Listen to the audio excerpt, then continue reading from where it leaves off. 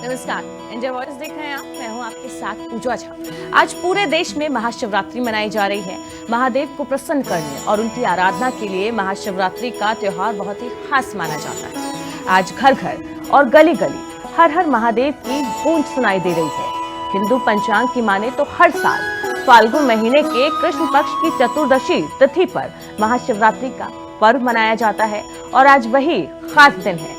तो महाशिवरात्रि के पर्व की विशेषताएं क्या है, क्यों ये पर्व मनाया जाता है, कैसे आज के दिन भगवान शिव को प्रसन्न किया जाए, इस पर चर्चा के लिए हमारे साथ जुड़े हैं ज्योतिषी राजीव पाठक जी। पंडित जी, आपका बहुत बहुत स्वागत है इंडिया वॉइस में। बहुत बहुत धन्यवाद। इंडिया वॉइस को भी धन्यवाद और इंडिया वॉइस के माध्यम से सारे दर्शकों को बहुत बहुत महाशिवरात्रि की शुभकामनाएं एवं आज शनि प्रदोष व्रत भी है, इसका भी बहुत बहुत सब लोग को शुभकामनाएं। जैसा कि जानते हैं आज जी पंडित जी, आज महाशिवरात्रि है, तो आज महाशिवरात्रि में क्या खास है, क्यों भगवान शिव को आज के दिन प्रसन्न किया जाता है, क्या इसकी मान्यताएं हैं? सबसे पहले ये हमारे दर्शकों को बताइए। सबसे पहले तो वार के स्वामी शनिदेव को प्रणाम करता हूँ और नीलांजन समाभासम रविपुत्रम यमाग्रजम छाया मातम संभुतम तम नमामि शनिश्चरम।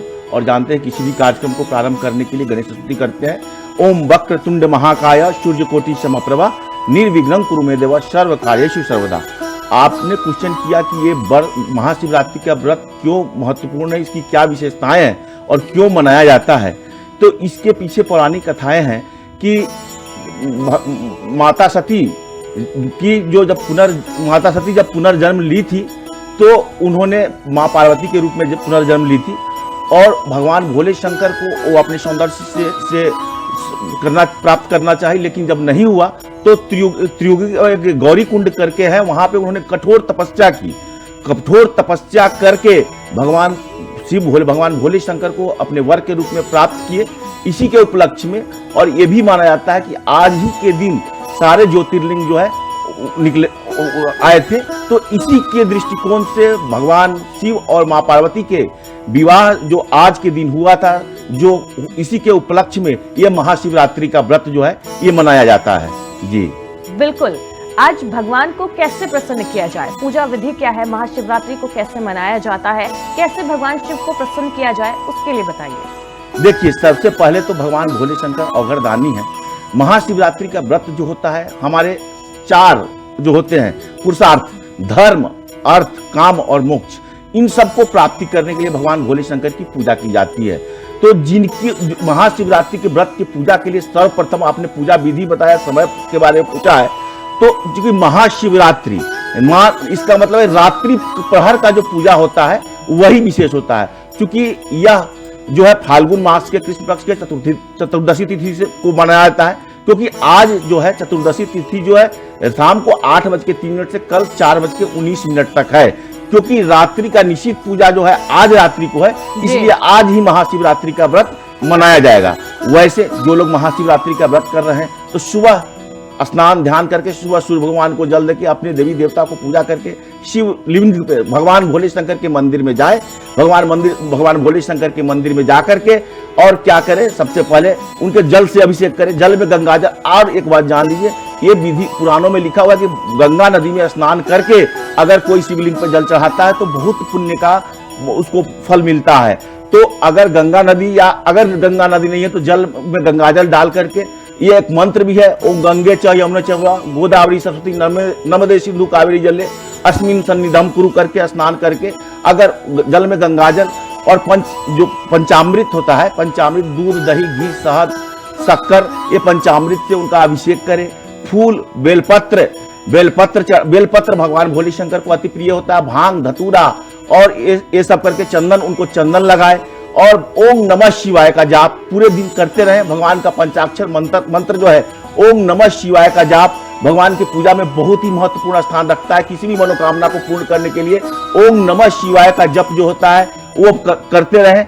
और देखिए, भगवान की पूजा करने की तो वैसे बहुत विधि है, लेकिन आज मुख्यतः कुछ मंत्र जो है जो भगवान भोले शंकर को अति प्रिय होते हैं, उसमें एक मंत्र जो है पंचाक्षर मंत्र है ओम नमः शिवाय। दूसरा मंत्र है महामृत्युंजय मंत्र है ओम त्र्यंबकम यजामहे सुगंधिम पुष्टि वर्धनम उर्वारुकमीव वंदनानि मृत्योर्मुक्षीये मामृतात्। और तीसरा मंत्र भी है शिव गायत्री मंत्र जो होता है, ओम तत्पुरुषाय विद्महे महादेवाय धीमहि तन्नो रुद्र प्रचोदयात्। ये तीनों मंत्र बहुत प्रभावशाली है। वैसे तो कहा गया है कि आज शनि प्रदोष, और जानते हैं कि आज बहुत अच्छा समय है, आज त्रिग्रही योग है। त्रिग्रही योग मतलब कि मानना होता है कुंभ, शनि जो है अपने मूल त्रिकोण राशि कुंभ राशि में है, वहां पे सूर्य देव भी हैं और आज चंद्रमा भी वहां पे विद्यमान है। तो ये चीज जो है आज बहुत फलदायक होगा। तो अब जो कहा कि रात्रि की पूजा की मैं थोड़ी चर्चा कर लेता हूँ। दिन भर स्नान ध्यान करके अपना पूजा करके शिवलिंग में जल चढ़ाए, अभिषेक करके पूजा पाठ करके उनको भोग लगाए, पुए का भोग लगाए, कच्चे चने का भोग लगाए, या जो गन्ने का रस भी चढ़ा करके अभिषेक कर सकते हैं। शहद से अलग अभिषेक कर सकते हैं, दही से अलग अभिषेक कर सकते हैं, दूध गाय के दूध से अलग अभिषेक कर सकते हैं। बेलपत्र जरूर चढ़ाए, बेलपत्र भांग धतूरा इत्यादि बैर इत्यादि भगवान भोले अधिक प्रसन्न होते हैं, और उनकी वहां पे आरती करे। आरती कर बहुत सारा आरती है, ओम जय शिव ओमकारा, और सबसे प्रसिद्ध आरती तो ये है ओम कर्पूर गौरम करुणावतारं संसार सारं भुजगेन्द्रारं सदा वसंतं हृदयारविंदे भवं भवानी सहितं नमामि। मंदार माला कलितालकाई कपाल मालांकित कंदराय दिगंबराय च दिगंबराय नमः शिवाय च नमः शिवाय। इसके बाद क्षमा, नैवेद्य चढ़ाने के बाद आरती करने के बाद क्षमा प्रार्थना जरूर कर ले। हे भगवान, हमसे जो भी गलती हुई है उसको क्षमा करेंगे। और जानते हैं रुद्राष्टक का भी पाठ करना और शिव तांडव स्तोत्र का भी पाठ करना आज बहुत जरूरी होगा। रुद्राष्टक ये है ओम नमामि शमीशान निर्वाण रूपम विभुम व्यापकम ब्रह्म वेद स्वरूपम। और जानते हैं उसमें क्षमा प्रार्थना में भी है सबसे अंत में रुद्राष्टक में, न जानामि जोगम जपम नैव पूजा न तोहं सदा सर्वदा शंभुतुभ्यम जरा जन्म दुखो गतातप्य मानम प्रभो पाहि आपन नमामि शंभो। रुद्राष्टक निदं प्रोक्तं विप्रेण हर्तो से ए पठन्ति भक्ता तेषां शंभु प्रतीति। तो इस तरह से पूजा करें, और खास करके दिन भर पूजा करने के बाद उपवास करने का नियम होता है। व्रत में जो है अन्न का ग्रहण ना करे, फलाहार ग्रहण कर सकते हैं, और कल सुबह 7 बजे के बाद वो पारण कर सकते हैं भगवान को प्रणाम करके। और जहां तक बात अब रात्रि शिवरात्रि की पूजा की बात आपने की है, तो जहां तक शिवरात्रि में 4 पहर की पूजा होती है। प्रथम प्रहर जो है वो 6:41 से 9:47 तक है।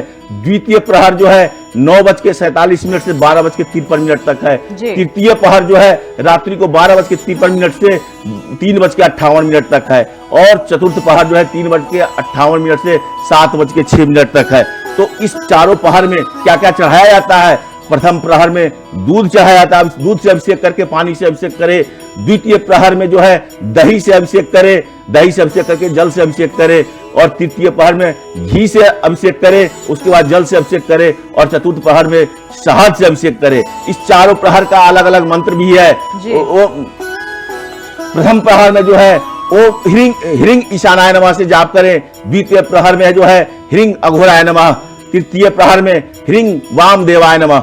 और चतुर्थ प्रहर में ह्रीं सद्योजाताय नमः करके, अगर कुछ मंत्र नहीं आता है तो ओम नमः शिवाय का जाप करने से बहुत पुण्य की प्राप्ति होगी। खास करके जो व्रत करते हैं, कोई भी मनोकामना की पूर्ति के लिए भगवान भोले शंकर जो है दानी है, अवघड़ है, बहुत जल्दी प्रसन्न हो जाते हैं। कुछ नियम होती है जी।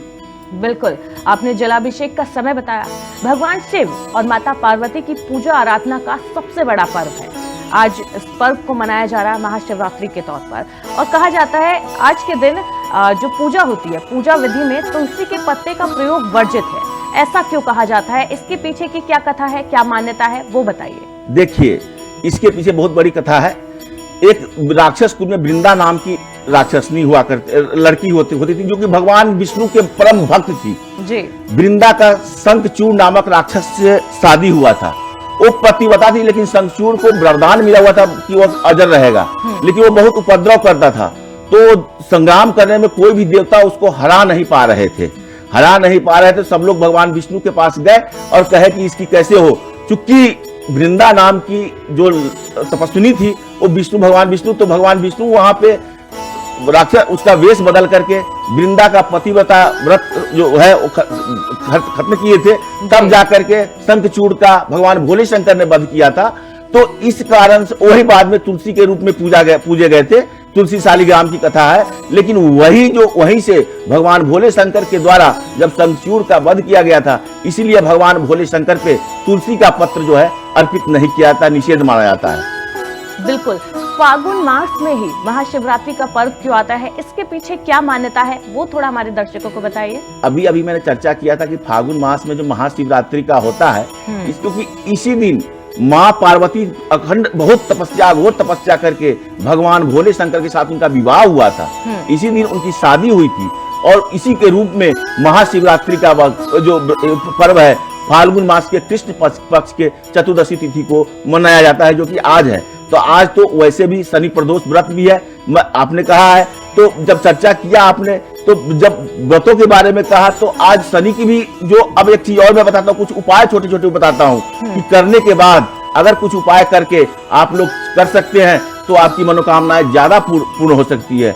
खास करके जिनको शत्रु परेशान बहुत कर रहे हैं, तो श्याम शिवलिंग पे सरसों के तेल से अभिषेक करें तो उनके लिए बेहद लाभदायक होगा।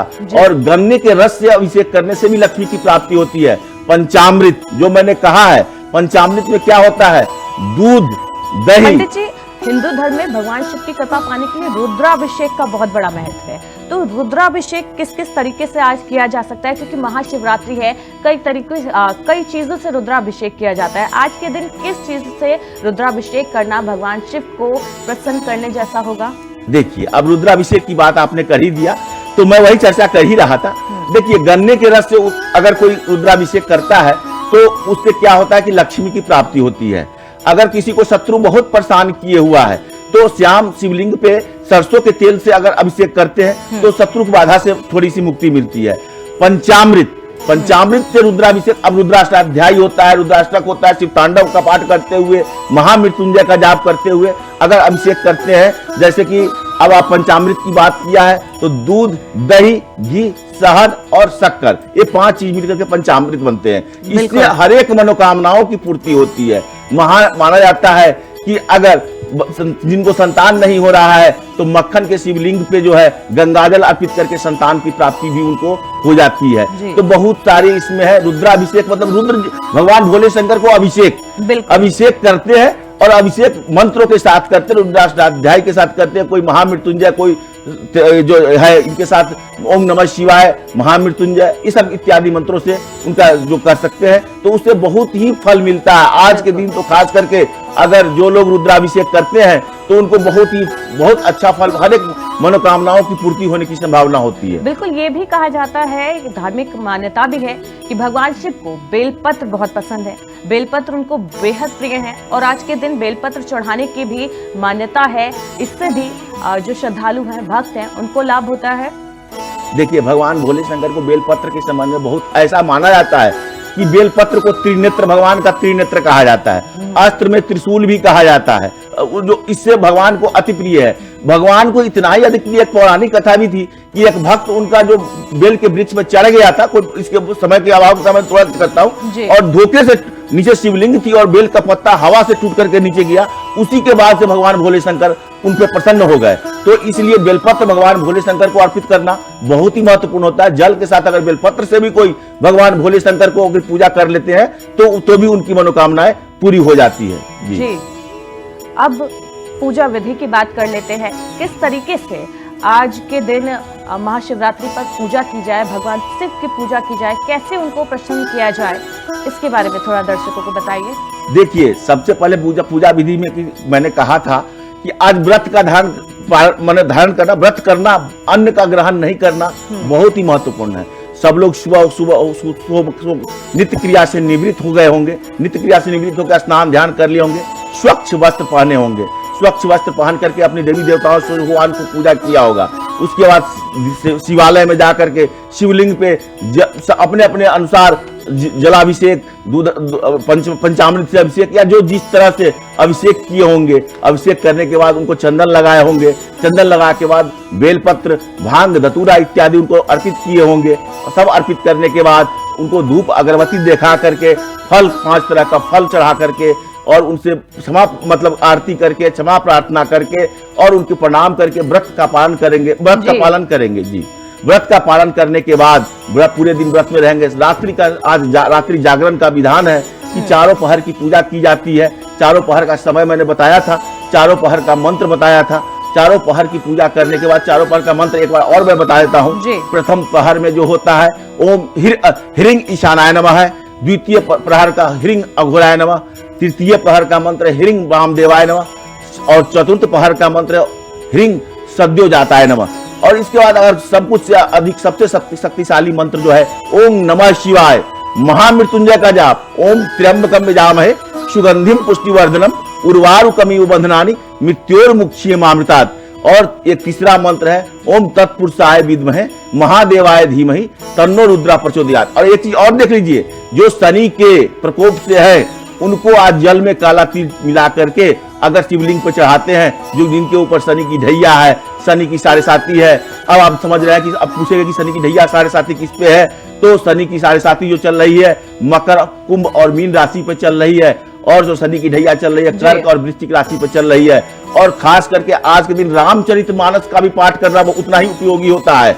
रामचरितमानस सुंदर कांड का पाठ करना, क्योंकि आज शनि चतुर्थ प्रदोष व्रत भी है, तो अगर जिनका शनि राहु केतु भी खराब है तो वो भी जो है उस जल में तिल डाल करके भगवान भोले शंकर पर अभिषेक करें तो उनको बहुत शनि राहु केतु से उनको फायदा मिलेगा। तो खास करके रामचरितमानस का पाठ, सुंदरकांड का पाठ भी आज उतना ही महत्वपूर्ण है। सुंदरकांड का भी पाठ करेंगे तो उनको बहुत फल मिलेगा।